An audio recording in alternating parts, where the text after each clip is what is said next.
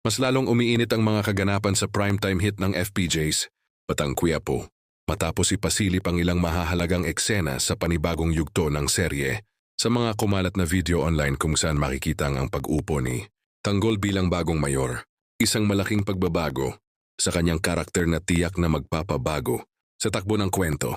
Sa mga ipinakita na eksena, kapansin-pansin ang mas seryoso at determinadong aura ni Tanggol. Hindi na lamang siya basta mandirigma sa kalsada, kundi isa ng opisyal na kailangang magdesisyon para sa kapakanan ng nakararami. Ngunit, kasabay ng bagong simula ay ang pamamaalam ng ilang matagal ng karakter sa serye.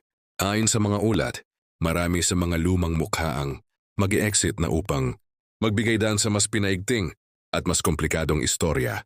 Nalulungkot man ang mga taga-suporta, naiintindihan nilang bahagi ito ng pag-usad ng kwento at pagpasok sa panibagong chapter ng buhay ni Tanggol.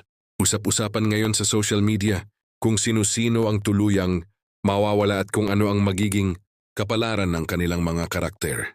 May ilan na umano'y masasangkot sa matitinding komprontasyon habang ang iba naman ay posibleng magkaroon ng emosyonal na pamamaalam.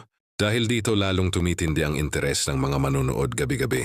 Sa pagpasok ng bagong yugto, malinaw na hindi titigil ang FPJs, Batang Quiapo sa paghahatid ng matinding aksyon at drama.